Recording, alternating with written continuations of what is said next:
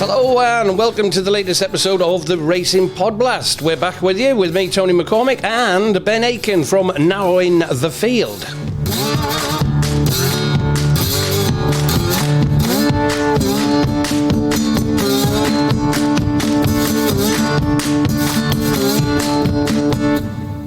And it's the Derby this weekend. We cover the Colts Classic from Epsom in this week's PodBlast, and we're also taking a trip up to Musselburgh to cover two races for their Saturday card. And we're starting this week's pod with coverage at Musselburgh, with some of the analysis coming up.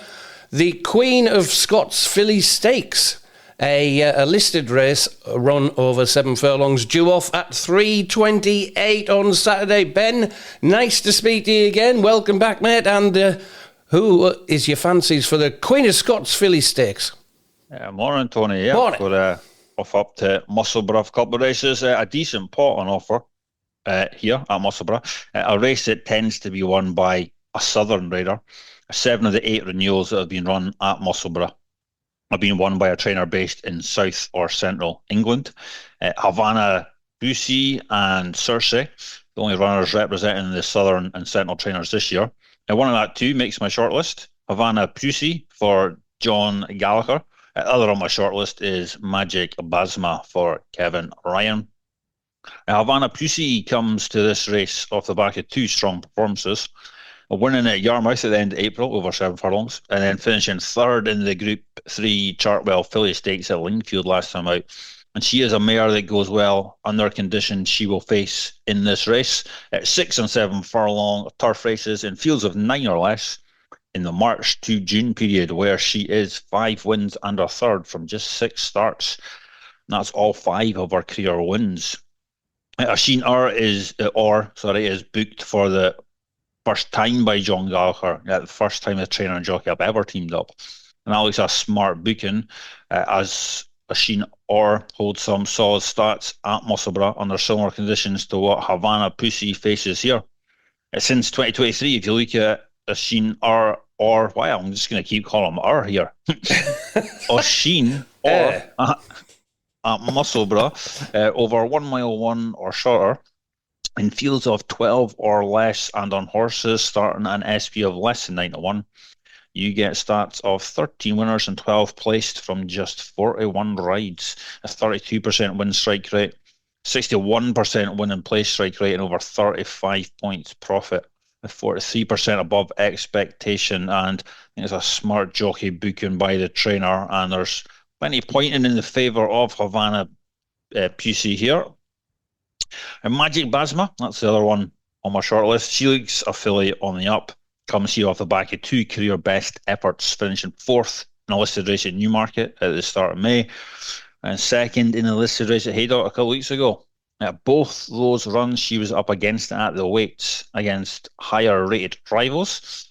In this race, however, she is the top rated horse, and the majority of the field, bar a couple of them, are up against it at the weights with Magic Basma. And Magic Basma steps up to 7 furlongs for only a 3rd time here. I think it's well worth another crack at this trip. She ran a decent race at Ascot over 7 furlongs last October, despite the ground probably being too soft for her. And she should find this trip within range at Magic Basma.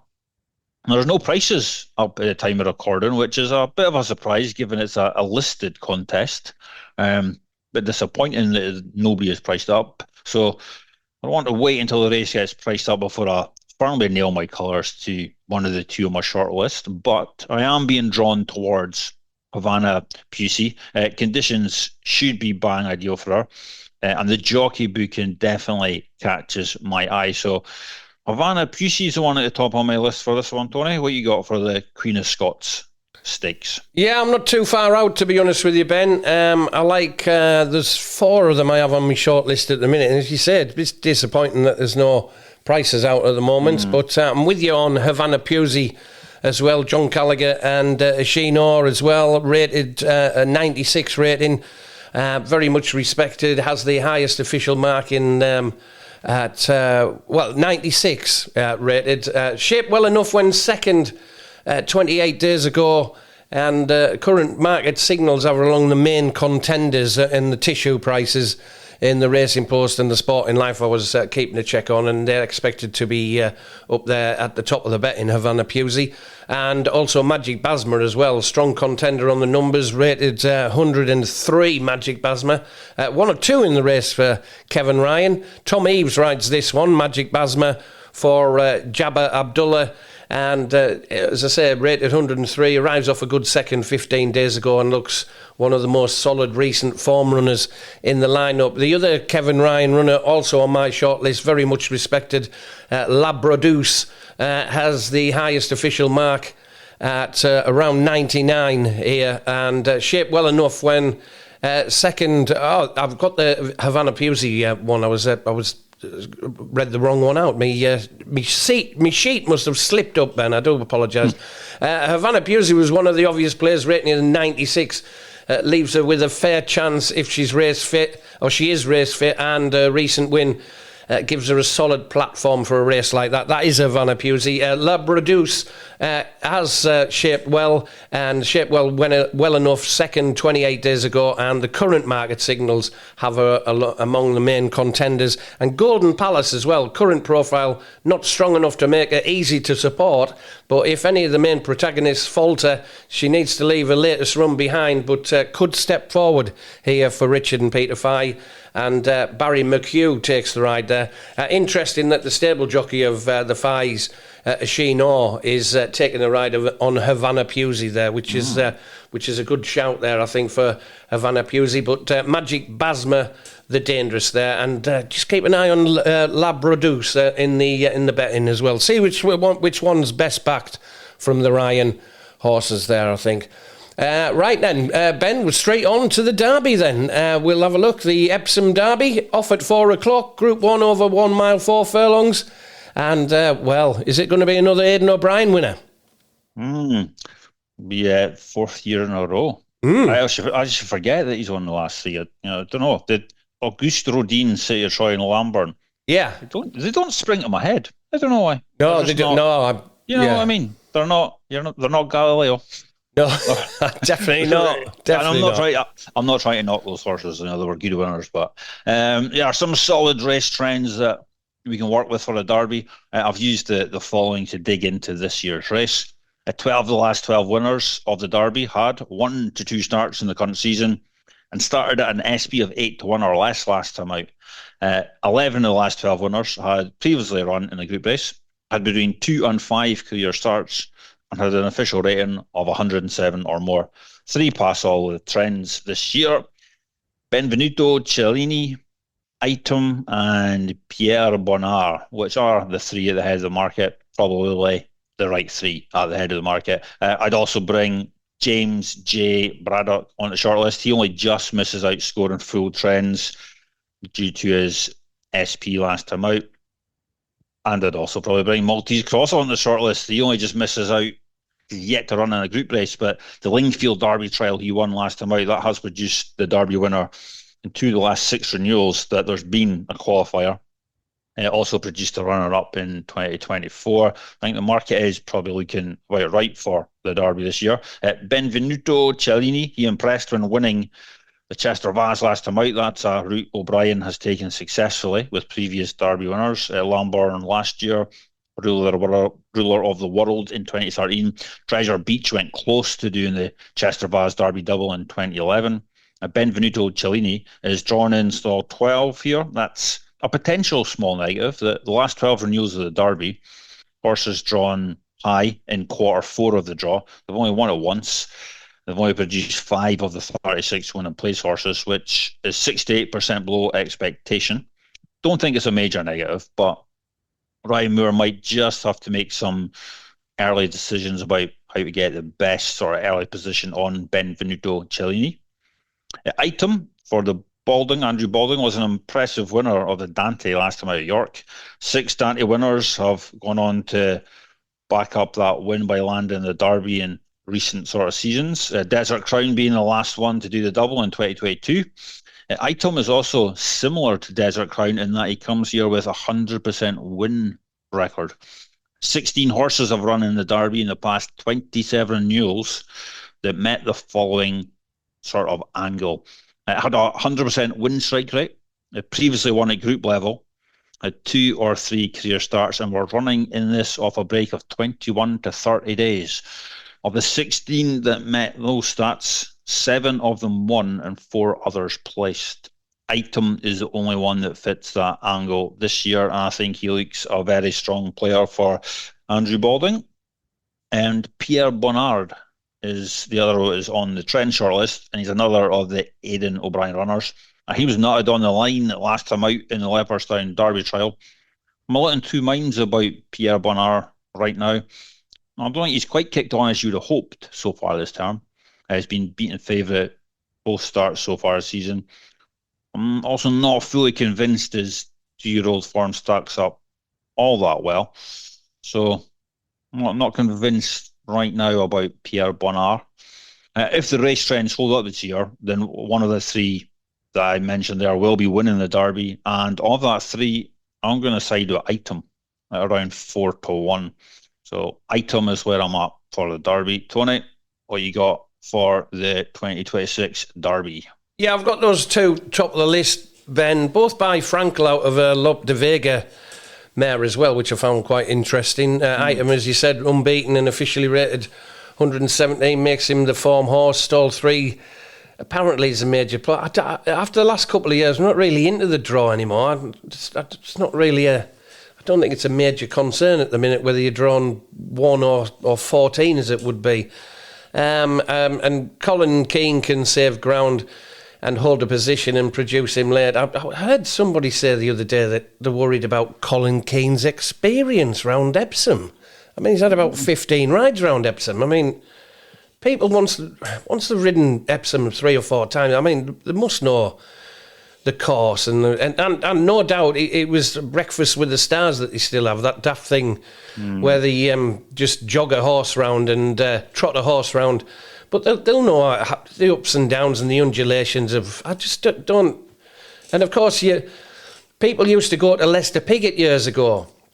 I remember seeing a thing on the old Sports Night programme years ago that a young jockey had, and Leicester took him through it, and that was like sort of, obviously it was grainy pictures back then, but Leicester took him through. I couldn't understand that. It was like a little dig at Colin Keane for no reason at all. Anyway, but Benvenuto Cellini, also by Frankel out of Lope de Vega mare, high class profile, proven at the trip, and now gets Ryan Moore in the saddle as well, and store 12 is a niggle to some people. As I say, I'm not really bothered anymore now, and as he could be posted wider than ideal, but he has the right blend of class, stamina and professionalism to go very close, and he's got a good speed figure as well from all concerned as well. So those 2 very much. Quick word on Pierre Bonnard out of Camelot out of a New Approach mare as well is interesting. Another proper Derby on Derby cross here. We've got Camelot who won the Derby, New Approach won the Derby, and the Dam Sultanina had a high class 1 mile 4 furlong form as well, including a Group 3 win at the trip as well, and Lancashire Oak second. So big shout out for Pierre Bonnard. But the 2 I'm playing is in the Derby is Christmas Day, has a useful form and Derby type pedigree by Camelot. Stall 5 should allow Ronan Whelan to get across into a sensible position, and he looks one of the more interesting Ballydoyle runners if settling and getting into a rhythm down the hill. As I say, he's Derby cross in the race, which Camelot out of See the Stars mare as well. Camelot, of course, won the Derby, stayed on strongly, while See the Stars won the Derby, and has been a major middle distance influence as well. And the other one is Maltese Cross, who is almost a reverse, is a reverse of Christmas Day's angle, and is very strong. See the Stars is the stallion and is out of a Camelot mare. See the Stars, of course, won the Derby and has already sired Derby winner Harzand, while Camelot adds Monsieur Line and Stamina as the dam sire as well. Maltese Cross comes from a deep German family as well, featuring German Derby winner Nutan and another race in Germany, another group race in Germany, which I will not attempt to pronounce. Maltese Cross is progressive, was unbeaten this season and drawn perfectly in store. One concern is whether the inside becomes a little bit of a trap, and if the pace stacks up. But he has See the Stars stamina angle and a very practical Derby setup. So Maltese Cross and Christmas Day each way for me in the Derby. Moving on, and we'll be switching over straight away to Musselburgh, the Edinburgh Cup, Class 2 handicap over 1 mile, 1 furlong at 410, Ben. Yeah, I want to quickly flip back to Derby, right? Colin Keane, I've not heard MD. I'm not even listening, but as you so somebody's saying about his experience. Oh. So Mikel Barcelona, when he won the Derby on Pour Moi, first ride. Prior to that, he had 3 rides at Epsom. Right, yeah. And then Pour Moi was his 4th ride at Epsom. Today, on Friday of Epsom, Colin Keane has 5 rides at Epsom. Yeah. Which already, makes no difference. He's a top quality jockey. That won't stop item winning Colin Keane. He may give it a bad ride, he may give it an excellent ride, but it's not going to stop him winning the Derby. No. Interesting. Anyway, to Musselburgh. We are at Edinburgh Cup. A couple catch my eye in this one, this valuable handicap, and fair play to Musselburgh, by the way. They put up some decent Saturday prize money, which is great to see. The 5 furlong sprint after this race is worth over 10 grand to the winner. And even the selling stakes at 215 is over 15 grand on offer to winners. So that's fair play to Musselburgh for that. It could have been easy to have been overshadowed by the Epsom action, but they've got some decent prizes on offer. And back to this Edinburgh Cup, which is over 25 grand to the winner. A couple catch my eye, and they are High M, Strength of Spirit, and Monoceros, which is obviously more than a couple. It's 3, but you get 3 catch my eye. Haim is flagging up at me on a Ed Bethel, Callum Rodriguez angle I have plugged in. Ed Bethel trained, Callum Rodriguez ridden, 3-year-olds in turf handicaps in April to September with no more than 3 starts in a handicap, and that are moving up in trip. That returns stats of 17 winners and 6 placed from just 34 qualifiers, 50% win strike rate, over 54 points profit. Haim fits that, making his handicap debut here, and he certainly looks like a horse with plenty more still to come. A Strength of Spirit already has 3 wins on his CV from 8 clear starts, including a win here at Musselburgh earlier in the season over a furlong shorter. They dropped him back to 7 furlongs in his last 2 starts, which didn't really seem to suit him. So interesting stepping up to 1 mile 1 here. I think that'll suit him better, Strength of Spirit. And Monoceros is the other that caught my eye. He caught my attention on his breeding because he's by Dubawi, and Dubawi offspring have some really tight stats at Musselburgh over trips of 1 mile up to 2 mile, especially in the April to August period. Under those conditions, Dubawi offspring are 10 winners and 5 placed from just 23 qualifiers. 43% win strike rate, 65% win and place strike rate, over 20 points profit. And those 10 winners came from 9 individual horses. So there does seem to be something about Musselburgh that the Dubawi offspring seem to enjoy.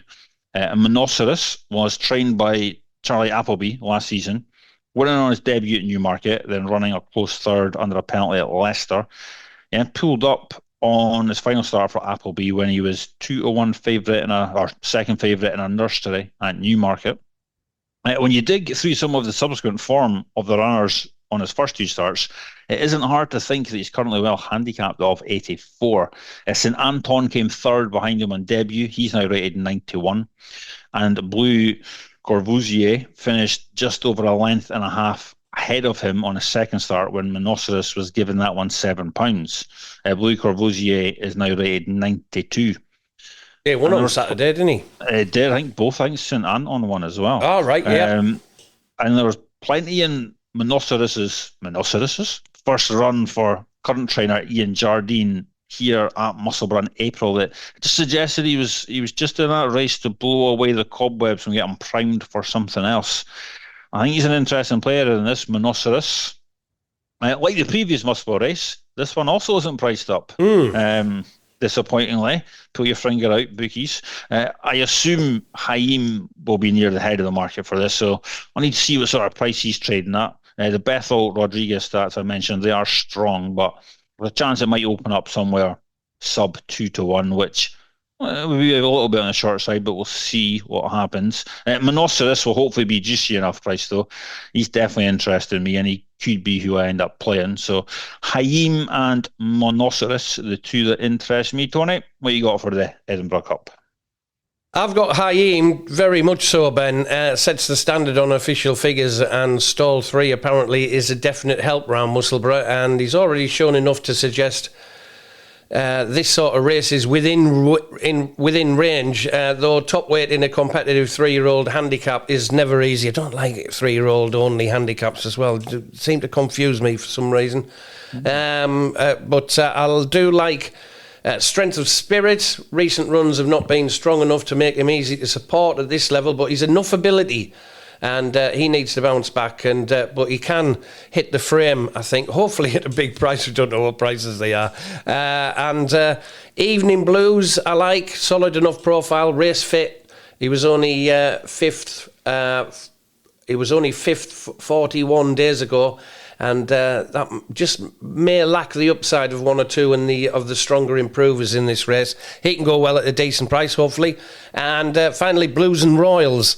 Michael Bell, trainer from... I interviewed Rupert Bell on Wednesday for TalkSport 2 on Racing Live. Absolutely hilarious. If you get a chance to listen back to... He had a bit of a Aidan O'Brien rant, did Rupert. Blues and Royals for Michael Bell, his brother, interesting low-weight runner who's already won twice this season. Stall 1's a major plus with the inside stalls in use, and that gives him every chance. And as I say, Hey Am... sets the standard off 95, looks the most solid option if handling this sharper turning track with enough tactical pace to sit close from stall 3. Blues and Royals, as I say, is well drawn to save ground, must prove the quick return doesn't blunt him. And Monoceros has stamina claims as well, but he needs to settle a little bit better, as the notes are made on Monoceros. But I'll be playing Hey Am, like yourself, Ben, and Blues and Royals for Michael Bell and Pierre-Louis Jamin. That's about it for today. Many thanks. Good to be back on the Racing PodBlast. Many thanks for listening to the latest edition of the Racing PodBlast. We're back next week on Racing Live on TalkSport 2, Wednesday, Thursday and Friday, building up to Royal Ascot the week after. Very best of luck with your bets at Epsom and Musselburgh this weekend. Of course, you can get all your latest narrowingthefield.co.uk. That is narrowingthefield.co.uk. And we'll hopefully see you all again in the next episode of the Racing PodBlast. Cheers, Ben. Cheers, Tony.